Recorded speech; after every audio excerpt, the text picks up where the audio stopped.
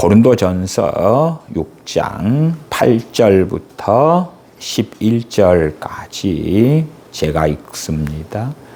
너희는 불의를 행하고 속이는구나. 저는 너희 형제로다. 불의한 자가 하나님의 나라를 유업으로 받지 못할 줄을 알지 못하느냐.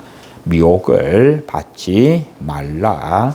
음란하는 자나 우상 숭배자나 간음하는 자나 탐색하는 자나 남색하는 자나 도적이나 탐남하는 자나 술 취하는 자나 후욕하는 자나 토색하는 자들은 하나님의 나라를 유업으로 받지 못하리라.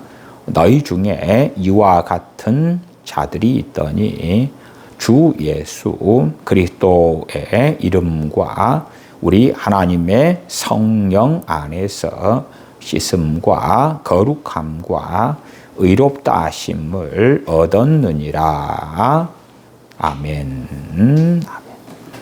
고린도전서 이 7장 오늘 본문은 구원에 대하여 정말 놀라운 진리의 말씀을 전해 주고 있습니다. 물론 이 고린도전서 6장만이 아니라 5장 전체가 그러합니다. 왜 구원파가 이단이 되느냐? 그럴 때도 구원파의 이단 교리, 이단 사설은 주님께서 과거, 현재, 미래의 모든 죄를 위하여 십자가에 죽어주셨다. 그렇기 때문에 우리가 현재나 미래에 짓는 죄도 이미 다 용서받았기 때문에 회개할 필요가 없다 하는 것이기 때문에 그렇습니다. 당연하게 주님께서는 우리의 과거의 죄만을 위하여 우리를 대속하신 것이 아닙니다. 주님께서는 우리의 과거만이 아니라 현재 또한 미래의 모든 죄까지도 위하여 십자가에 달려 죽으셨고 우리의 그 모든 죄악을 담당하신 것까지는 진리 중에 진리가 됩니다. 그렇다고 해서 우리가 짓는 죄들에 대한 어리석은 변명과 악함으로 다 이미 용서받은 거기 때문에 괜찮아 하고 회개하면서 회개에 합당한 열매를 맺지 않는 자로 살아간다면 그것은 주님의 십자가를 모독하는 것이고 주님을 부인하는 죄가 되기 때문에 그러한 자들은 구원받을 수 없는 것입니다. 우리는 이 땅을 살아가면서 많은 죄를 짓습니다. 우리는 여전히 연약하고 부족하기 때문에 이런저런 죄 가운데서 넘어집니다. 그럼에도 불구하고 그렇게 연약함 속에서 죄를 짓고 다시 회개하고 돌이키고 그러한 자들에 대하여 구원받지 못한다고 말씀하는 것이 아닙니다. 그러면서 주님을 믿기 때문에 완벽한 자, 온전한 자, 완벽한 자, 아무런 죄가 없는 자가 구원받는다는 것은 말도 안 되는 이야기입니다. 요한 웨슬리처럼 완전 성화의 교리를 주장하는 경우도 존재합니다만은 우리가 완전히 성화된 것 같이 보이는 어떤 때들은 살 수가 있을 것입니다. 다윗도 하나님의 마음에 합한 자로 살았으나 어느 때에 밧세바와 간음하고 심지어 밧세바의 남편 되는 우리아를 살인하여 죽이기까지 합니다.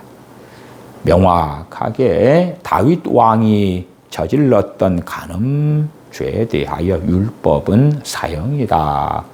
또한 우리아를 죽인 살인죄도 사형이라고 선고하고, 그래서 지난 시간까지 살폈던 속죄죄와 속건죄로서는 다윗 왕의 죄는 결코 사함받을 수 없는 죄였습니다. 그러나 하나님의 은혜로, 하나님의 긍휼로 다윗이 회개함으로, 애통함으로 하나님께 나아갔을 때에 그를 용서하셨던 것입니다. 물론 하나님의 용서라는 것이 죄에 대한 책임의 면제까지도 포함하는 것은 아니기 때문에 다윗이나 다윗의 집안에 하나님의 죄에 대한 책임은 계속하여 남게 되었습니다. 어떠한 사람이 범죄를 저지른 다음에 하나님께 그 범죄에 대하여 용서받을 수는 있습니다만은 범죄의 결과는 그 당사자가 책임져야 하는 것입니다. 어떤 사람이 잠언에 보증 서지 말라는 하나님의 말씀을 어기고 보증을 설 수 있습니다. 그리고 하나님께 나아가 보증선, 하나님의 말씀을 어긴 죄에 대하여 회개하면서 그 죄에 대한 사함은 받을 수 있습니다만은 보증선 결과로 일어나는 비극들은 그 당사자가 담당해야 하는 것입니다. 그것은 구원에 대한 문제하고는 다른 이야기가 되지요. 유감스럽게도 주님을 믿는 많은 사람들 가운데 나는 나를 구원하신 예수님을 믿었어. 그러기 때문에 내가 어떠한 삶을 살더라도 구원은 보장될 거야. 나는 주님을 믿는 자가 되었고 나는 예정된 자, 선택된 자가 되었어. 왕년에 예수님 믿고 세례받았어. 나아가 지금도 여전히 크리스천으로 남고 있어. 그렇기 때문에 죄에 대하여 담대한 어리석은 사람들이 있기도 하더라. 그러한 것은 연약함이 아니라 고의적으로, 의도적으로 하나님께 또한 자신을 위하여 십자가에 못 박혀 죽으신 예수 그리스도께 반역하는 죄가 되기 때문에 그 사람은 구원받을 수가 없습니다. 오늘 본문 6장 8절부터 보십시다. 너희는 불의를 행하고 속이는구나. 저는 너희 형제로다. 고린도 교회 교인들 가운데서 믿음의 형제 교우들에 대하여 불의를 행하고 속이는 자들이 있었다는 것입니다. 9절, 불의한 자가 하나님의 나라를 유업으로 받지 못할 줄을 알지 못하느냐. 불의한 자가 하나님의 나라를 유업으로 받지 못한다. 아니요, 사도 바울이시여. 예수님만 믿으면 되지 않나요? 예수님만 믿으면 예수님께서 나의 모든 죄를 담당하셨기 때문에 구원받지 않나요?에 대하여 사도 바울은 명백하게 그렇지 않다고 증거하면서 불의한 자들은 불의를 버리고 회개하라고 말씀하고 있는 것입니다. 여기에서 불의한 자다 그럴 때에 일반적으로 우리가 연약함 가운데 짓는 여러 죄에 대한 것들을 말함보다 첫째로는 공공연하게 죄를 지으면서 담대한 것을 이야기합니다. 두 번째는 그러면서 뻔뻔하게 회개하지 않는 것입니다. 세 번째는 그러한 공공연하게 담대하게 죄를 지으면서 교회를 더럽혀 가는 것입니다. 그래도 괜찮아. 예를 들어 사랑의 교회 설립자인 옥한음 목사님의 큰 아들 옥성호 씨가 한국 교회의 유명한 지도자와 크리스천 작가가 되어서 몇 년 전에 주님의 부활을 부인하는 책을 썼습니다. 예수님의 부활은 허구고 가짜다. 그것은 정말 끔찍하게 주님을 부인하는 불의를 행하는 자가 되고 하나님의 나라를 유업으로 받지 못하게 됩니다. 어떤 사람이 구원파의 교리에 심취할 수는 있어요. 그런 이단 사상에 빠질 수는 있어요. 그런데 그러한 이단 사상에 빠진 것이 드러난 다음에, 알려진 다음에 그에게는 회개할 수 있는 기회가 주어집니다. 그러나 회개하지 않을 뿐만 아니라 공공연하게 구원파의 이단 교리를 전하고 구원파의 집회에 초청하고 여러분도 이리 와보세요. 참된 진리가 여기에 있어요 한다면 그 사람은 불의한 자가 되는 것입니다. 그래서 이 불의한 자라는 것은 단지 사적으로 은밀하게 숨어서 죄를 짓는 사람을 이야기하는 것이 아니라 공개적으로 공공연하게 그러면서 완고하고 완악하게 회개하지 않으면서 교회를 더럽히는 죄악을 이야기합니다. 9절 불의한 자가 하나님의 나라를 유업으로 받지 못할 줄을 알지 못하느냐. 사도 바울이 고린도 교회 교인들에게 너희가 예수님 믿었잖아. 그러니까 불의를 행해도 구원은 보장돼. 한 번 구원은 영원한 구원이야. Once saved, always saved. 과거 어느 때에 교도들 가운데 어떤 사람들이 이 한 번 구원은 영원한 구원이라고 주장하는 일들이 있었고 그러면서 근대 교회에 한 번 구원은 영원한 구원이다. 이것을 once saved, always saved. 그래서 오사스 이론이라 그럽니다. 그것이 근대의 미국 교회 또한 대한민국 교회 등을 사로잡는 신학 교리가 되고 말았어요.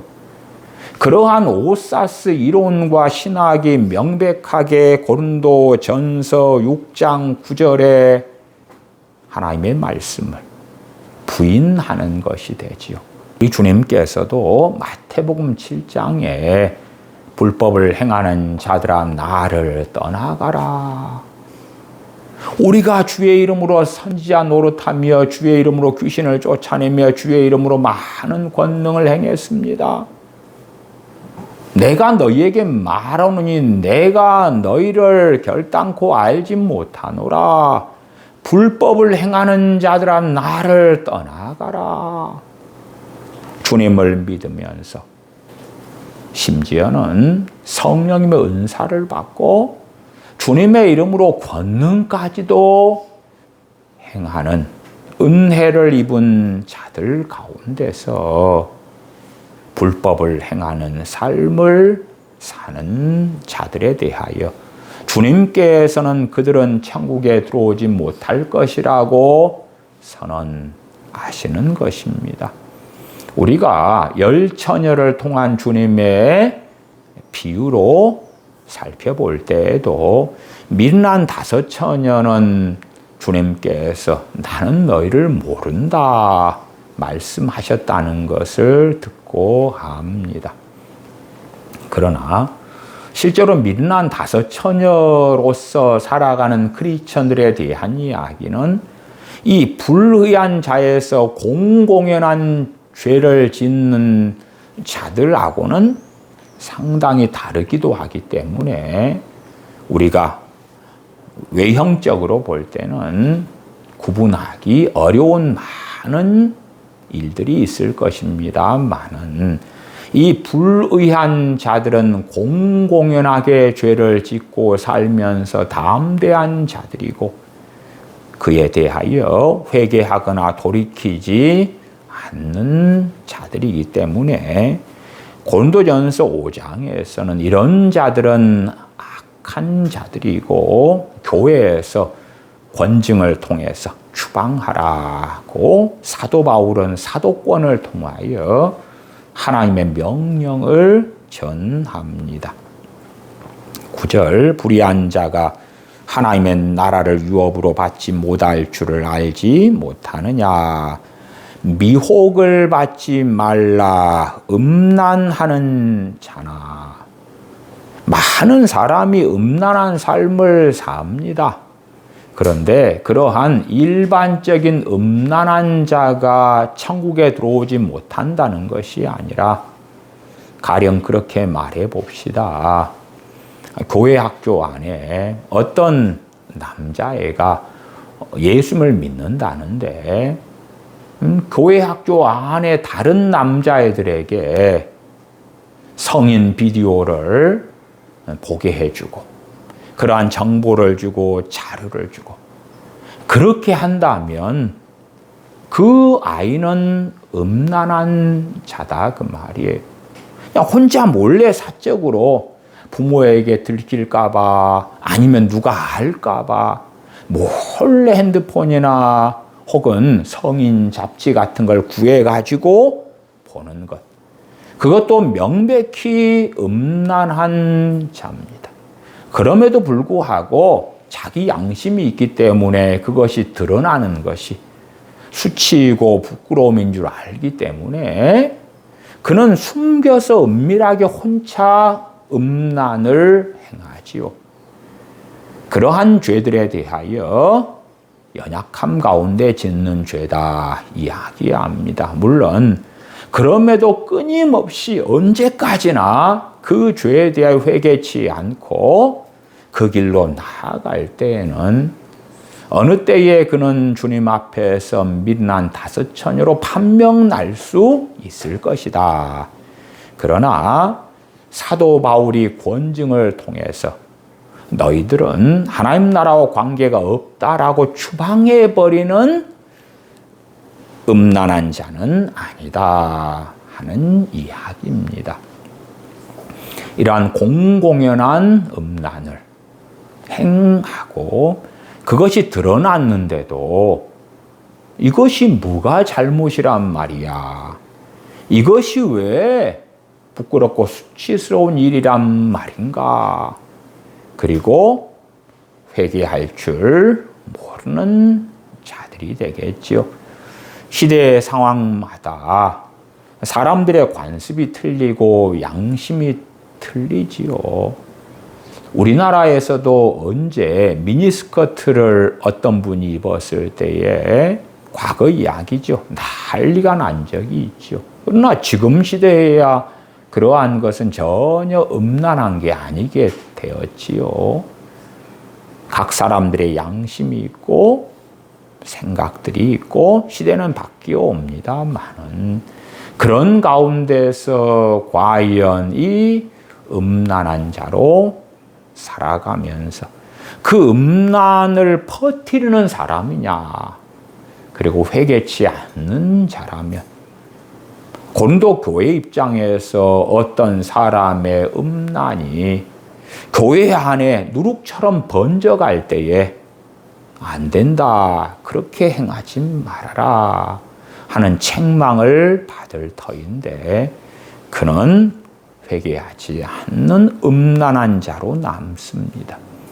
그래서 이러한 누룩을 제거하라고 말씀하는 것이고 이 사람은 천국을 유업으로 받을 수 없다는 것입니다. 물론 이 음란한 자가 회개를 통하여 하나님과의 회복을 이룰 수 있는 것이 영원히 불가능한가 할 때에 그렇지 않습니다. 다시 회개하고 돌아올 수 있습니다만은 그를 책망했을 때에 회개하지 않는 공공연하게 행하는 음란한 자에 대해서는 추방을 명령하고 그러한 자들은 천국에 들어올 수 없다. 그러한 죄악 가운데 계속하여 사는 자들은 하나님의 나라를 유업으로 받지 못한다고 말씀하고 있습니다. 그것은 명백하게 주님을 부인하는 죄가 되고야 말 것이기 때문에 그렇습니다. 사적으로 하는 은밀하게 연약함 가운데 짓는 음란에 대한 이야기는 아닙니다. 우상 숭배자나 간혹 가다가 조상 제사를 몰래 시부모나 남편 등의 강압에 의하여 하는 사람들에 대한 이야기를 듣습니다. 그런 대부분의 사람들은 조상 제사를 지내는데 음식도 해주고요. 또 심지어는 절까지 하기도 합니다. 그런데 그들은 그것이 알려질까 봐 두려워합니다. 정말 조상들이 있다고, 조상신이 있다고 믿기 때문에 절하는 게 아니라 마치 주님께서 이 땅에 오셨을 때에 주님을 믿은 많은 바리새인들이 출교를 당할까 봐 두려워해서 주님을 믿는 것을 감추었던 것처럼 그러한 죄, 나아가서 우상숭배라는 더 심각한 죄로 가고 있는 것은 사실이지만 이 6장 9절에 말씀하는 우상숭배자에 해당되는 것은 아니다. 그러니까 우상숭배자는 우상숭배자인데 공공연하게 강팍하게 우상숭배를 행하면서 이것은 우상숭배가 아니다라고 하는 로마 가톨릭이나 정교회 같은 자들이 행하는 우상숭배는 아닌 것이지요. 명동성당 뒤뜰에 가시면 마리아상이 있습니다. 제가 명동성당을 2번 정도 가보았어요. 한 번은 겨울에 눈이 오는 날 갔는데 그리고 뒤뜰에 가보았는데 마리아상 앞에서 눈 오는 날에 사람들이 무릎을 꿇고 기도하고 있더라고요. 또 마리아상 옆에는 여러 종류의 초를 팔고 있었어요. 돈함에 넣고 그 초를 구입해서 불을 붙이는 것이지요. 마리아상 앞에 절을 하는데 그들은 부끄러워하지 않습니다. 심지어 한국의 천주교 성당이다 그러면 추석 때 같은 때 조상 제사 같은 것을 신부가 주도로 그들의 성당에서 함께 해줍니다. 그런 것이 무엇입니까? 이 고린도전서 6장 9절에서 말씀하는 우상숭배하는 자에 대한 이야기입니다. 왜 로마 가톨릭이, 왜 정교회가 이단일 수밖에 없는가? 지옥에 떨어질 수밖에 없는가? 하나님의 나라를 유업으로 받지 못하는가 하는 것입니다. 어떠한 크리스천이 있다고 합시다. 그가 담대하게 조상 제사를 지내면서 교우들에게 로마 가톨릭의 주장처럼 정교의 주장처럼 한다고 합시다. 조상 제사를 지내는 것은 효도이고 예의이고 그렇지 우상숭배 죄가 아니야.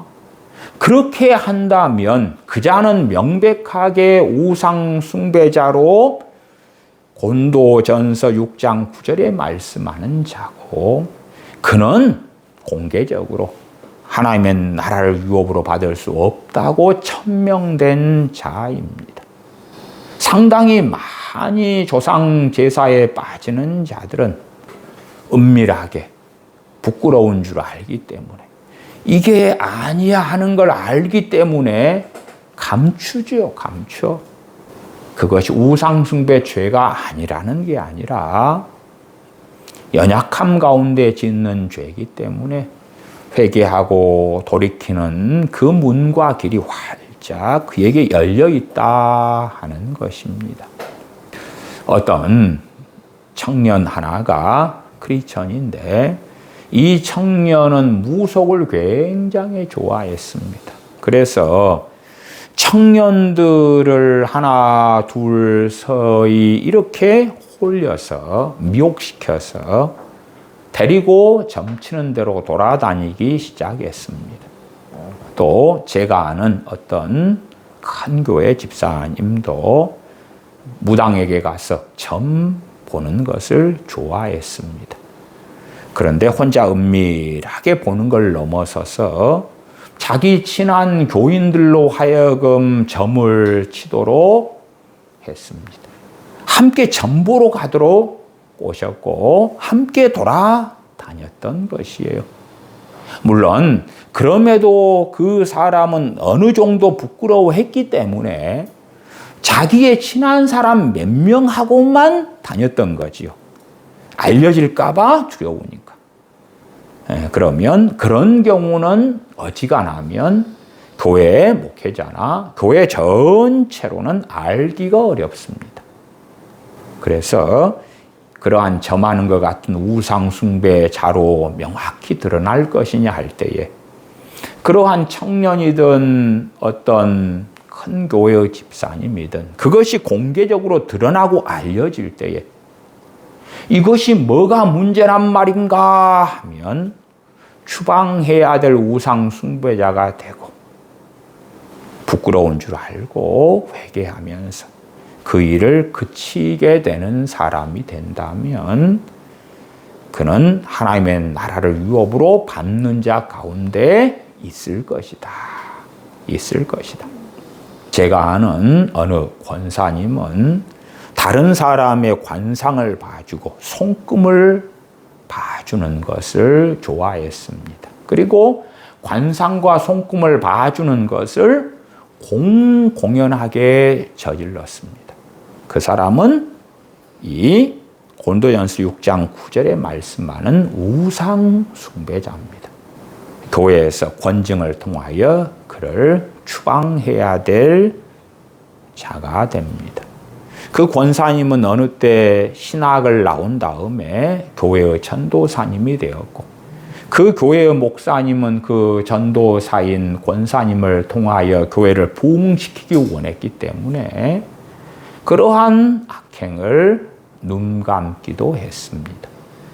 그것은 하나님의 진노와 저주 가운데 교회를 더럽히는 죄고 그들에게 회개의 기회가 없다는 건 아니지만 진실로 하나님을 모독하는 것이며 주님을 부인하는 죄이기 때문에 그들의 진실한 회개 없이는 하나님의 나라를 그들은 유업으로 받지 못하는 우상 숭배자들이 되는 것입니다. 간음하는 자나 간음하는 자. 구약 성경에서는 간음하는 자들은 돌로 쳐서 죽여라. 간음하는 자들은 속죄제나 속건제로 속죄를 받을 수 없었습니다. 첫째는 유부녀, 결혼한 사람들과 간음하는 자, 그건 사형이죠. 사형. 그 다음에 약혼한 여자와 간음했다. 그래도 사형. 그런데 어떤 처녀 아가씨가 약혼하지도 않은 상황이다. 그럴 때에 그하고 잠자를 했다면 그런 경우에는 사형이 아니지만 또한 속건죄로 용서받을 수 있는 죄가 되지만 그 처녀와 잠자리 했기 때문에 그 처녀의 부모에게 배상을 해야 됐고 그 처녀와 결혼하고 평생 그녀를 버리지 못하는 하나님의 명령을 받습니다. 그래서 우리가 간음죄라도 율법에서는 정말 사형에 해당되는 끔찍한 죄로 하나님께서는 선고하고 계시는 것을 봅니다. 그러나 신약시대에 와서는 각 나라의 법이 틀리고 그래서 로마서 13장에서도 공의를 행하는 관원들, 그들은 국가의 법을 가지고 공의를 행하는 하나님의 재판관이 되어서 행한다. 그들에게 복종해야 된다고 말씀하는 것을 우리는 봅니다. 그렇기 때문에 지금 시대에 간음한다 해서 대부분의 나라들의 법으로 그를 사형에 처하지 않습니다. 심지어 대한민국에서도 간통죄가 폐지되면서 간통은 형사상의 죄에서 단지 민사상의 배상이 필요한 위자료가 필요한 문제 정도로 격하되기도 했습니다. 그러면 여기에서 간음하는 자다 그럴 때에 그것은 남자가 다른 결혼한 유부녀 결혼한 상대와 간음한 그러한 일반적으로 벌어지는 죄에 대한 이야기가 아니고 첫째는 성경에서 명시적으로 하지 말라는 간음. 나아가서 그러한 죄가 드러났는데 회개하지 않는 거예요. 돌이키지 않는 거예요. 뻔뻔한 거예요. 무엇이 문제냐? 이것은 문제가 없다. 잘못이 없다. 그러한 자들에 대한 이야기입니다. 그렇게 강팍하여 공개적으로 그 죄악이 드러났고 그런데도 회개치 않고 그 간음하는 그 악한 삶을 지속해 갈 때에 그러한 것에 대하여 교회가 전반적으로 알게 되었는데 그 교회는 이 불의한 자를 징계해야 되고 그런 자들에 대하여 추방해야 된다. 그럴 때에 하나님 앞에서 그 교회의 깨끗함을 인정받을 것이다. 그래서 6장 9절에 간음하는 자는 연약함 가운데 간음하는 자를 이야기하는 건 아닙니다. 어떤 교회 집사님이 남자 집사님인데 자신은 단란주점에 다니기를 좋아해요. 그래서 다른 남전도에 속한 남자 집사님들을 꼬셔가지고 자기가 자주 가는 단란주점으로 데리고 다닌다고 합시다. 단란주점에 데려갔을 때 거기에서 여자들과 심지어 잠자리까지도 하고 그런 경우에 그 사람은 이 고린도전서 6장 9절에 고린도서 6장 9절과 10절로 할 때 총 3가지 죄에 대해서 공개적으로 완악하게 행한다. 그렇게 말할 수 있는데 첫째는 음란하는 자가 되는 것이고 두 번째는 간음하는 자가 되는 것이고 10절로 한다면 술 취하는 자가 되는 것입니다. 과거에 지금은 돌아가셨는데 고종사촌 누나의 남편이 계셨는데 그분을 어느 때 전도했어요. 그분은 술주정뱅이였습니다. 알코올 중독에 심하게 걸린 매형이었어요. 그런데 그분은 토요일도 알코올 중독이었기 때문에 늦게까지 술 마시고 그 다음에는 주일날 예배당에 나오는 것이 너무 미안해서 입에서 여전히 술 냄새가 나기 때문에 나오지 않으려고 했어요. 그러면 저는 권면하고 그래도 괜찮다고 나오라고. 이게 그분은 알코올 중독 가운데 술에 상당히 의존하고서 살았지만 그는 주님을 영접하고 세례를 받습니다. 그럼에도 알코올 중독이라는 것이 주님을 믿는다고 해서 해결될 수 있는 것은 아닙니다. 결국 알코올 중독은 병에 속한다고 말할 수밖에 없지요.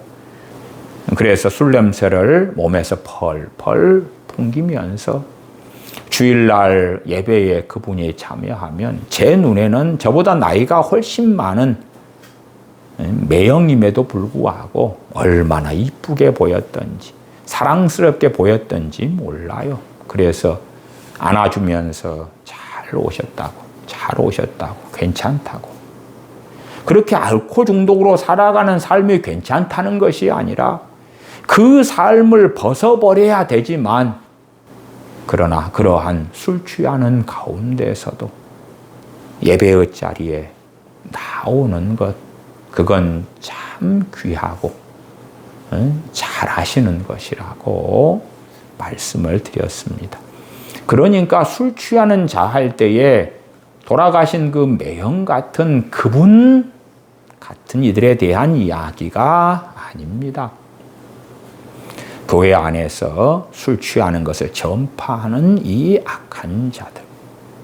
간혹 회사에 회식에 가면 어떠한 크리스천들은 술잔을 받는 것을 거부합니다.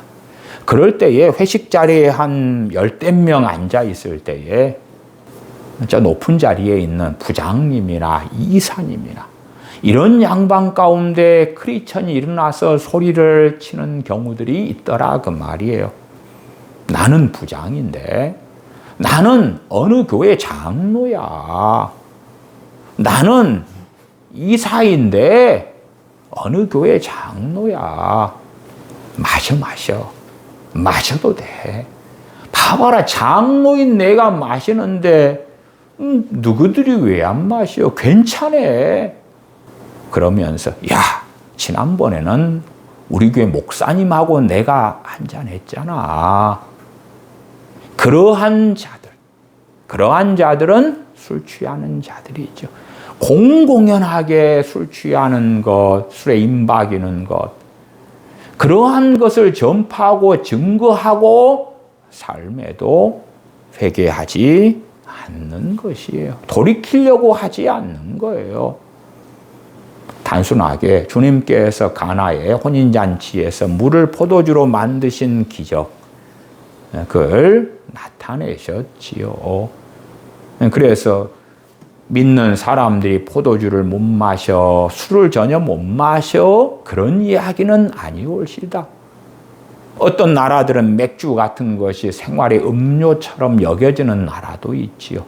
물론 대한민국의 많은 사람들은 독주 문화, 소주 문화 등에 익숙해서 심각한 중독으로 가는 일들이 많기 때문에 한반도에 복음을 들고 온 선교사님들이 한민족의 술 마시는 행태들을 볼 때에 술을 금하는 조치를 취하였던 것입니다. 우리는 빵과 포도주를 통하여 성찬을 통해 주님의 살과 피에 참여합니다. 그렇기 때문에 극단적으로 술 금지, 그렇게는 신구약 성경으로 말씀할 수는 없습니다. 그런데 성경은 술에 임박이는 것, 알코올에 의존적인 삶, 그러한 술 취하는 삶에 대하여 하지 말라고 명령하고 계시는 것이지 절대 술 금지론을 말씀하는 것은 아닙니다. 이 술 취하는 자는 술을 마시고 술을 즐기는 것을 전파하는 것이에요. 마셔. 그러한 술 취하는 자들. 그러나 술을 마시는 믿는 사람들이 있지만 그들 대부분은 몰래 숨어서 혹시 내 몸에서 술 냄새가 나지 않을까, 담배 피우는 사람들도 대놓고 권사님 안 돼, 맙시다. 장로님 한 대 합시다. 목사님이 한 대 피우시죠. 그렇게 한다면 그것은 매우 심각한 죄가 될 것입니다만은 몰래 숨어서 피우잖아요. 심지어는 자기 와이프에게 들킬까봐, 몸에서 담배 냄새 날까봐 막 염려하고 불안해하고 그러지요. 그런 것처럼 술을 마시는 경우에 대해서 술 취하는 자다, 그렇게 말씀하는 본문은 아니다. 다시 9절 하반으로 가십시다. 탐색하는 자나. 여기서 탐색한다는 것은 쾌락에 취하여 거기서 헤어나오지 못하는 자를 이야기합니다. 쾌락주의자들, 쾌락에 빠져 사는 사람들. 그러면 내가 크리스천이에요. 이 세상에 쾌락적인 것이 얼마나 많습니까? 나만 그럴 뿐만 아니라 이 쾌락에 취해 살아가는 삶이 아름다운 삶이고 정상적인 삶이고 행복한 삶인 양 사람들에게 전파하고 산다고 합시다. 그러면 그러한 사람은 탐색하는 자에 속할 것이다. 예를 들어 어떤 크리스천이 가수다고 합시다. 그 사람이 남녀 상열지사에 대한 노래를 계속 부른다고 합시다.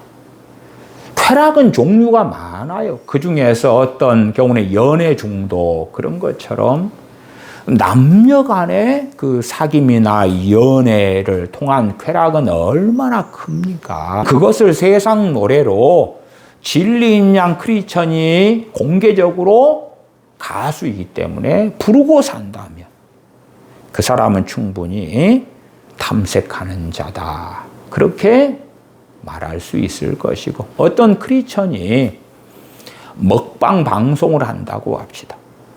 그냥 이런저런 먹는 것 쾌락이죠. 음식에 대한 쾌락. 과거의 로마인들은 음식을 먹고 더 먹으려고 이것을 구토를 통해서 다 뱉어내고 다시 먹고, 그런 것처럼 먹는 것이 제일이야 하는 것처럼 계속 음식을 먹는 것을 유튜브를 찍으면서 방송하고 알리고, 그렇게 돈을 버는 크리스천이 있다고 합시다. 그러한 사람도 충분히 탐색하는 자, 회개하고 돌이키는 사람이 아니라 그러한 쾌락을 전 세계에 알리는 거지요. 공공연하게 돌이키거나 회개하지 않고 증거하는 그러한 자가 되지요. 그러면 탐색하는 자, 탐색하는 자.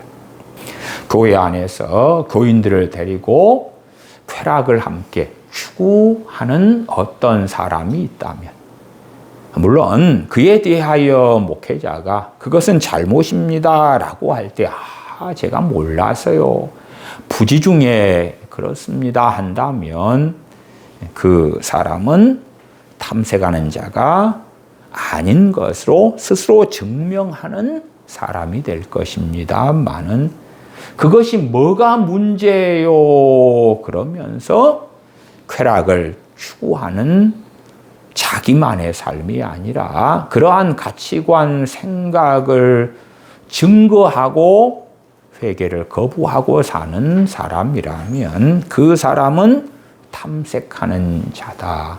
쾌락의 종류는 굉장히 많다고 말씀을 드렸습니다.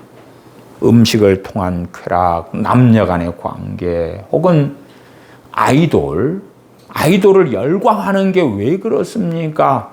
그것을 통하여 즐거움, 행복을 얻기 때문에 그렇습니다. 아이돌 콘서트에 참석하는 것이 괴로움을 가져온다면 어떤 정신 나간 사람이 거기에 가겠습니까? 그러면 어느 청년이 자기가 좋아하는 아이돌의 집회에 다른 교회 청년들을 끌고 들어가서 가자, 그리고 그 쾌락 속에 집어넣는 것을 즐겨한다면 그 사람은 탐색하는 자. 그런데 혹시 목사님이 알까봐, 집사님들이 알까봐, 부모가 알까봐, 자기가 아이돌 콘서트에 참석하는 것을 알까봐 숨어서 몰래 그렇게 한다면 이 고린도전서 6장 9절에 말씀하는 탐색하는 자는 아니에요. 숨어서 하니까 공공연하게 담대하게 행하는 쾌락을 추구하는 탐색이 아니기 때문에 그렇지요. 남색하는 자나, 이것은 동성애에 대한 대표적인 표현이지요. 남자가 남자를, 여자가 여자를. 그러면 동성애자가 다 구원받지 못하느냐? 저는 그렇게는 말씀드리지 않습니다. 동성애도 심각한 중독의 종류에 속하기 때문에 그렇습니다. 저는 동성애가 죄인 줄 아는 동성애자들이 그 동성애를 끊으려고 애를 써도 극단적으로는 자기 손가락을 잘라도 동성애를 끊지 못하게 되는 사례들을 압니다. 노름 중독에 빠진 사람이 노름을 끊으려고 오른손을 자릅니다. 그런데 과거로 한다면 왼손으로 화투를 치고 있습니다. 왼손까지 잘랐습니다. 노름을 하지 않으려고. 과거로 한다면 화투 노름을 하지 않으려고. 근데 시간이 지나서 자신을 보니까 발가락으로 하고 있더랍니다. 발도 잘랐습니다. 그런데 시간이 지나고 보니까 입으로 하고 있더랍니다. 그렇게 중독은 무서운 것처럼 마약 중독이나 이 동성애도 그러한 막강한 힘을 가지고 있습니다.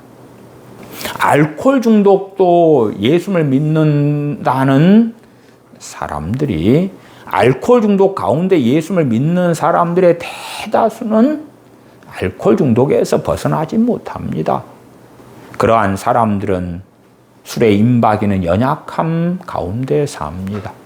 그 사람들이 구원받지 못한다는 이야기는 전혀 아닙니다. 전혀 아닙니다. 완벽하게 깨끗하고 고상한 삶을 살아야 구원받는다는 건 비성경적이고 잘못된 구원론입니다. 그런데 이 남색하는 자, 동성애를 하는데 동성애가 죄인 줄 알기 때문에 이 동성애 같은 중독보다 더 무서운 이 충동 속에 살면서 숨어서 은밀하게 하면서 어쩌면 좋은가 탄식하면서 하는 사람이 있다면 그 사람의 구원에 대해서는 주님께서 판단하실 것이지, 단순하게 우리가 저 사람은 동성애자이기 때문에 구원받지 못해라고 할 수 없다는 것을 말씀을 드리는 것이고, 그런데 인천이나 어디에 동성애 축제에 나는 크리스천이야, 그리고 이제 남자인데 동성애자니까 빤스를 입고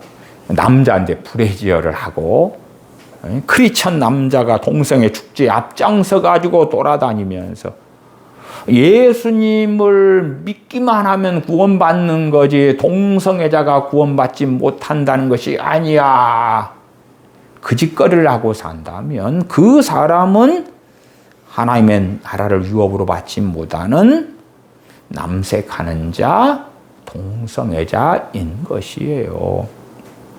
미국의 감리회가 동성애에 대하여 인정했고, 동성애자를 감독으로, 목사로 세우는 교단의 법을 통과시켰지요. 물론 미국에 상당히 많은 교단들이 동성애를 인정하고 수용하고 동의하고 그렇게 악행으로 나아가고 있는데, 말하자면 왜 동성애를 수용합니까? 동성애가 죄가 아니라는 거지. 죄가 아니라는 거지. 그렇지. 도둑질이 죄라면 도둑질을 하지 마세요. 그럴 거고. 살인이 죄라면 살인을 하지 마세요. 사기치는 게 죄라면 사기치지 마세요. 그럴 거 아닙니까? 근데 미국의 많은 교단들, 또 감리 교단 같은 데는 동성애는 죄가 아니야. 죄가 아니야. 그러는 거죠. 그것을 어떻게 했습니까? 공공연하게. 그걸 오픈해서 그들의 총회 때에 그들의 결의로 그러한 자들은 명백하게 불의한 자, 불의한 자들에 대한 많은 종류를 말씀하고 있습니다. 많은 그들 가운데 그들이 동성애를 인정하고 허용하고 죄가 아니라고 선언하는 그 감리교회 목사들이 동성애자들은 대부분 아닐 거예요. 그렇지만 그들은 명백하게 회개치 않는 불의한 자들이 되어져서 천국에 들어가지 못하는 자들이 되는 것입니다. 물론 그들에게 회개의 기회가 없다는 건 아니지요. 많은 그렇게 공적으로 공개적으로 그러한 악행을 저질렀다면 그들의 회개도 골방에서 사적으로 하는 것을 하나님께서는 받으시지 않습니다. 공적으로. 예를 들어서 옥성호 씨 같은 사람이 주님의 부활을 공개적으로 부정하고 책을 쓰고 강연을 하고 전하고 있는데 그가 나중에 은밀하게 몰래 숨어서 하나님 잘못했어요. 나 예수님의 부활을 믿어요. 회개합니다. 한다 해서 그 죄가 사함받지는 못하는 것입니다. 옥성호 씨가 회개한다면 자기가 쓴 그 모든 책들을 폐간해야 될 뿐 아니라 다 수거까지 해야 되고 그 다음에 한국교회 전체에 자신의 주님의 부활을 부인한 그 악행들에 대하여 공개적으로 회개해야 하는 것입니다. 정말 많은 사람들이 공개적인 죄를 지은 다음에 그것을 사적으로만 회개하고 괜찮아, 나는 회개했으니까 하면서 주님의 십자가 흘리신 보혈을 모독하는, 주님의 대속의 은혜를 모독하는 악한 일을 하는 경우들이 많은데, 그러한 회개는 실상은 회개에 합당한 열매가 없는 잘못된, 하나님께서 받아들이시지 않는 회개가 되는 것입니다. 남색하는 자, 동성애자들이 전부 다 구원받지 못한다는 건 아니다.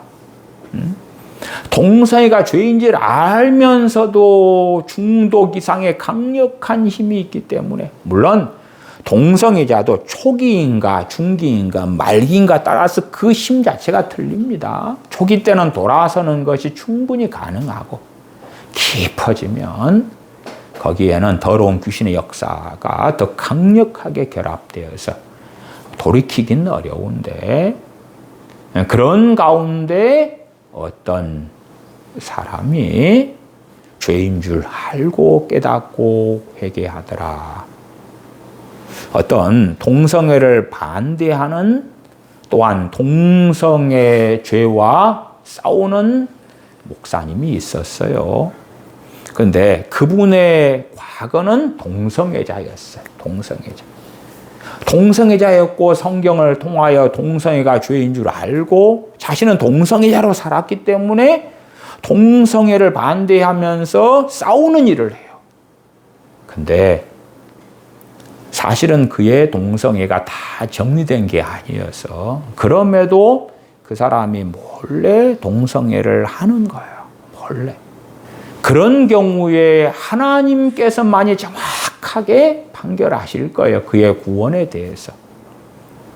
물론 그럼에도 저는 이 동성애라는 죄가 중독 이상의 긴 시간이면 일수록 강력한 힘이 있기 때문에 단순한 의지력으로 끊을 수 없는 죄가 되는 것을 알기 때문에, 또한 그는 공개적으로 동성애를 반대하고 회개하면서 하나님께 나아가기 때문에 그의 아직 동성애가 사적으로 은밀하게 되어지는 일들이 있지만, 그렇다 해서 그가 결코 구원받지 못한다.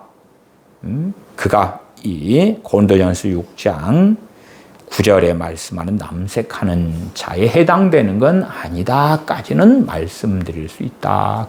10절 도적이나 이 도둑질하는 많은 종류가 있죠. 많은 종류가 있죠. 저는 어떤 교인들의 이야기를 들어요. 어떤 교회는요, 교인들 전체가 목사님, 사모님부터 해가지고 뭘 하냐 그러면 보험회사의 돈을 도둑질합니다. 그래서 이 나이롱 환자들을 받는 어떤 병원들이 있어요. 그러면은 그 병원에 6침상을 가진 병실이라면 그 교회 사모님, 권사님, 집사님들이 나이롱 환자로 입원해 있어요. 그렇게 해서 보험금을 타는 거예요. 삼성생명이나 무슨 생명에 보험을 넣어서 병원하고 함께 짜고 의사하고 함께 짜고 나이롱 환자가 되어서 하고, 그 보험금을 타먹는 노하우를 목사님이나 사모님이나 권사님이나 집사님들이 다 함께 공유하면서 돈 버는 어느 교회를 알아요. 물론 그 어느 교회가 단지 하나의 교회만이 아닙니다. 그런 교회들 가운데 좀 작은 교회들이 꽤 있어요. 작은 교회들이. 그래서 그 보험금을 한 달에 개인당 한 150, 200씩 막 타는 거예요. 나이롱 환자로 살면서 더 많이 버는 사람도 있고, 그러한 자들은 이 도적이죠. 도적이죠. 그냥 혼자 그런 일을 할 수 있어요. 근데 그것은 이 본문에 해당되는 도적은 아니에요. 도둑질 혹은 도적은 맞아요. 맞는데 은밀하게 숨어서 하는 것도 도둑질인데, 부끄러운 줄 알기 때문에, 수치스러운 줄 알기 때문에, 그것이 불의인 줄 알기 때문에 혼자 몰래 하는 거지요. 혹시 목사님이 알게 될까, 교회 교우들이 알게 될까, 그리고 숨기면서. 근데 어떤 자들은 안 숨기는 거예요. 그리고 그 노하우를 함께 공유하는 거예요. 함께 전하는 거예요. 이 보험금을 돌려먹자. 보험회사 돈 빼돌려 먹자. 그들은 부자야.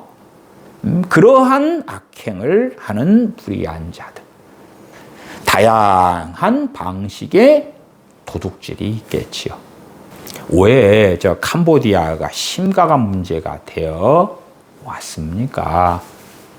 사실은 캄보디아에 돈 벌러 가는 사람들 대부분은 자기들이 보이시피싱 같은 짓거리를 하려고 가는 줄 압니다. 캄보디아 어떤 선교사님도 그렇게 증거하시더라고요.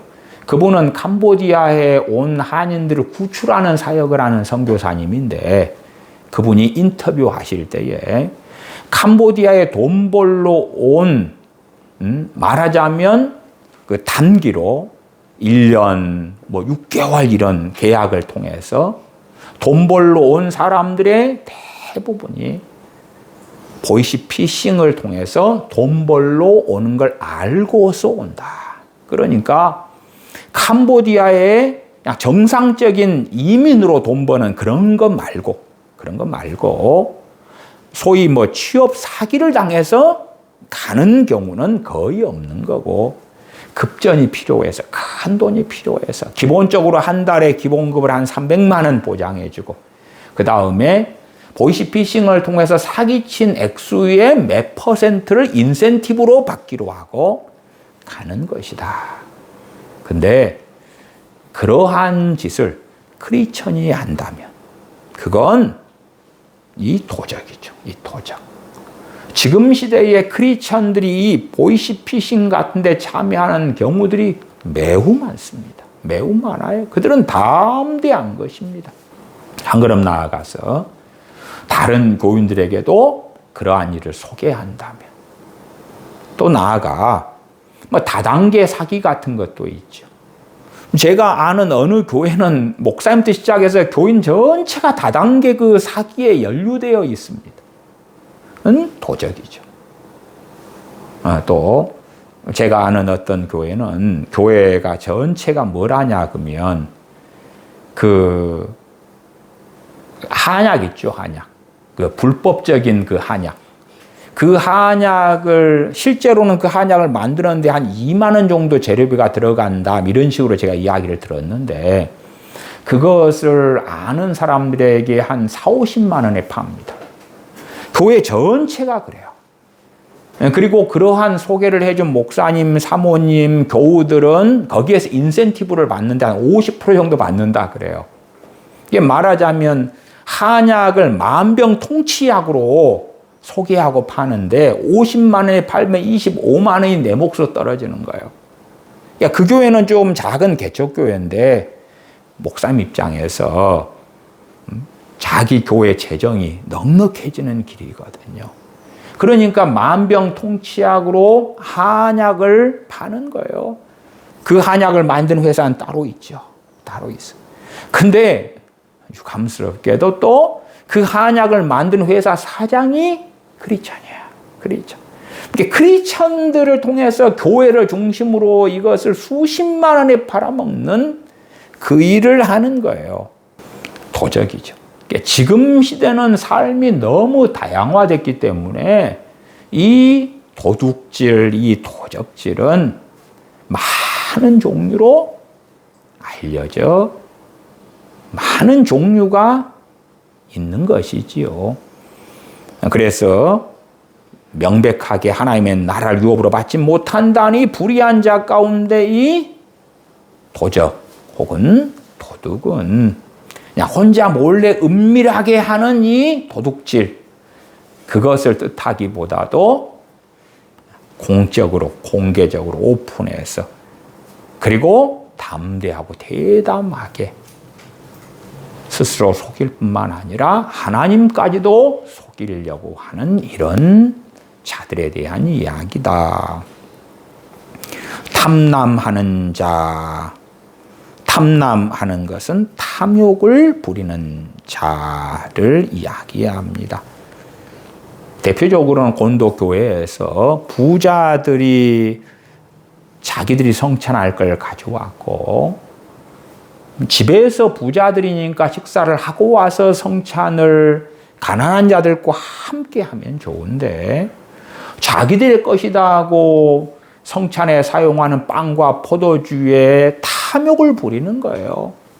자기들끼리 먹어버리고 남은 잔반인 빵과 포도주를 가난한 자들에게 이것 가지고 너희들은 해 하는 것이죠.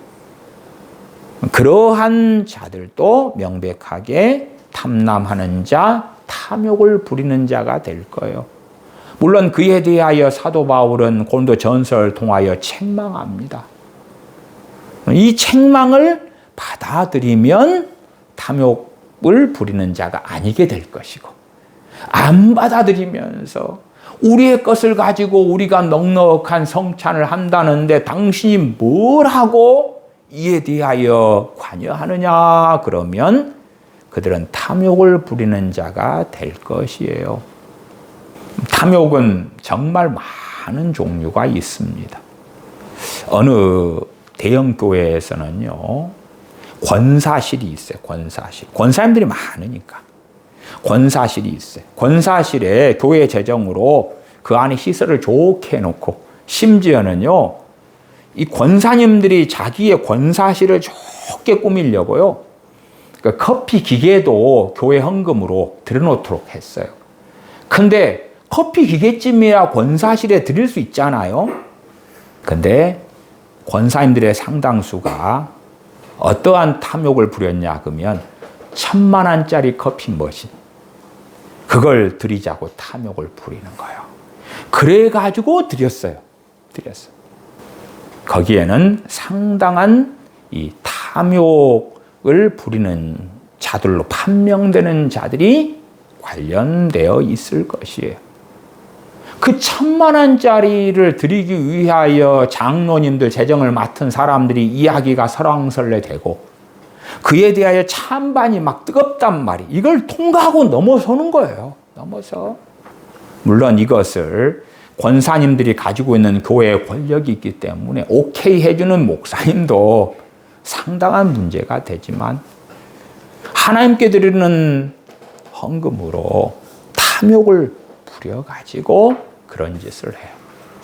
그 다음에 또 어떤 짓까지 가냐 그러면 이제 커피 머신 1,000만 원짜리를 들여놓으니까 그래도 교회 예배당에 온 이들 가운데 그 커피 머신으로 커피 한 잔 마시고 싶은 사람들이 있을 거 아니에요.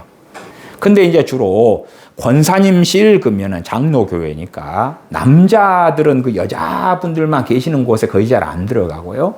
근데 여자 집사님들이 많잖아요. 그분들이 가서 커피 한 잔 타먹으려 그러면 난리를 치는 거예요. 왜? 여기는 권사실인데 네가 감히 너희들은 여기에 들어올 자격이 없어라고 문전박대하고 쫓아내버리는 거야. 우리의 것이야. 그런 일들이 벌어지고 있는 거예요. 그러면 그러한 것을 주도하는 자가 있을 거 아닙니까? 그 영향을 주도적으로 미치는 자들이 있고 함께 따라가면서 같은 소리를 내는 자들 전부 다 탐욕을 부리는 자, 탐남하는 자에 해당이 돼요. 시대가 복잡해지니까 이 탐욕을 부리는 종류는 굉장히 많죠. 굉장히 많아요. 가정적으로 자녀들이 있다 그러면은 옛날에는 음식이 귀했으니까 명절 음식을 가지고 그냥 혼자 배 터지게 먹으려고 막 탐욕을 부릴 수 있죠. 저도 고구마 말랭이, 빽갱이로 쓴 죽 같은 경우는 많이 먹고 싶으니까 한 2-3 그릇 먹고 자면서도 바가지로 머리맡에 한 그릇을 떠놓고 자요. 떠놓고 이건 내 몫이야. 그리고 자다가 한밤중 일어나 먹어요. 그 다음에 그 빽갱이 죽을 쓴 날은 게으른 저가 새벽 4시나 5시에 일어나요. 왜? 그때 일어나서 부엌으로 가서 먹어야 되겠거든요. 탐욕을 부리는 거예요. 근데 그런 탐욕도 명확하게 탐심은 우상숭배냐, 우상숭배가 맞아요. 우상숭배가 맞아요. 그런데 이것이 삶의 특징이 되어버리고 이것이 알려지고 드러난 다음에도 회개치 않고 부끄러워하지 않는다면 점점 그 사람에게서는 하나님의 은혜가 거두어가고 약해져 가겠죠.